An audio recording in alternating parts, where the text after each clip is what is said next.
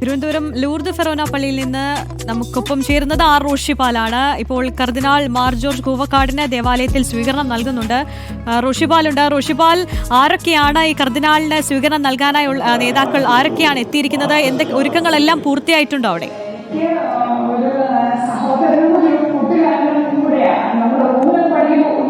കർദിനാൾ Mar George കൂവക്കാടിന് ഏറ്റവും മനോഹരമായ സ്വീകരണമാണ് തലസ്ഥാനത്ത് ഒരുക്കുന്നത്.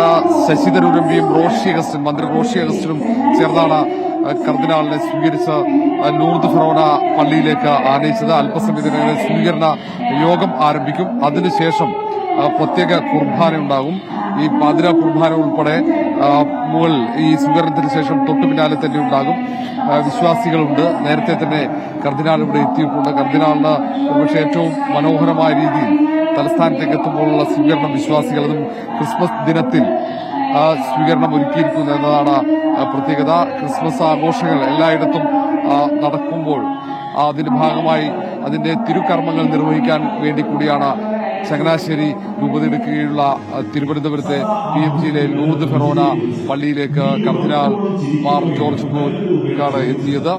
ഏതായാലും അല്പസമയത്തിനകം തന്നെ സ്വീകരണം ആരംഭിക്കും. ഇപ്പോൾ വിശ്വാസാർത്ഥികൾക്കൊപ്പം മാർ ജോർജ് കൂവക്കാട് കർദിനാൾ ഇവിടെ ഇരിക്കുകയാണ്. വിശ്വാസികൾ ഇപ്പോൾ അദ്ദേഹത്തിന്റെ ഇതുവരെയുള്ള പ്രവർത്തന വഴികൾ, അതാണ് അതിന്റെ വീഡിയോ ദൃശ്യങ്ങൾ ഇവിടെ പ്രദർശിപ്പിച്ചിട്ടുണ്ട്.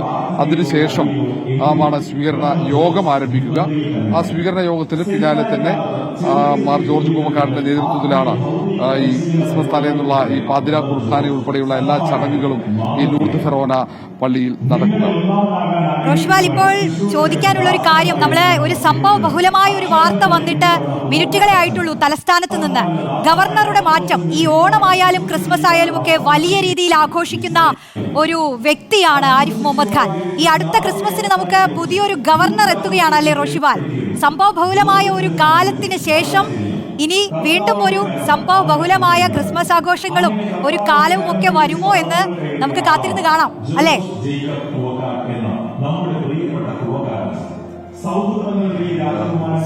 സ്വാഭാവികമാണ്.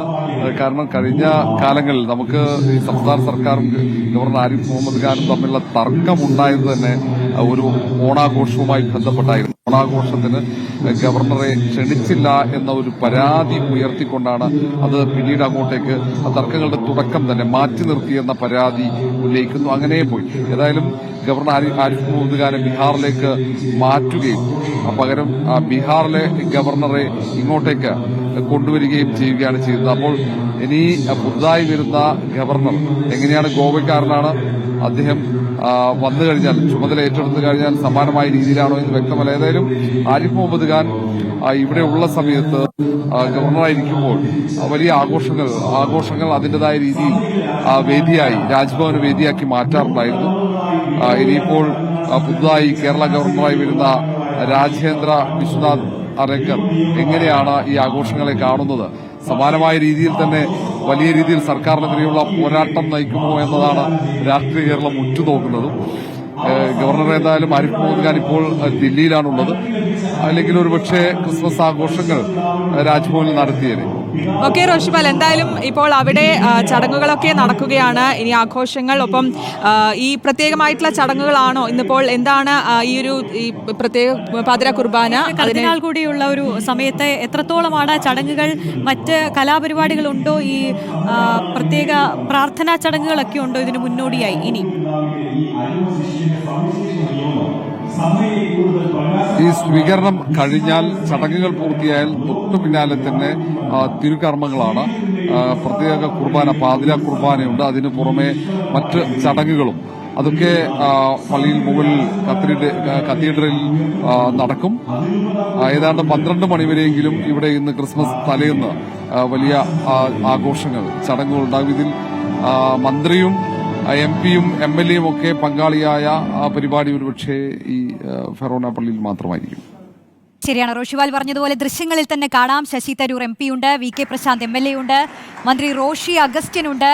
അങ്ങനെ ജനപ്രതിനിധികളെല്ലാം പങ്കെടുക്കുന്ന ക്രിസ്മസ് ആഘോഷങ്ങൾ കൊണ്ട് സമ്പന്നമാണ്. അതെ, സമ്പന്നമാണ്. തിരുവനന്തപുരം ലൂർദ് ഫെറോന പള്ളിയിൽ നിന്നുള്ള ദൃശ്യങ്ങളാണ് പ്രേക്ഷകർ കാണുന്നത്.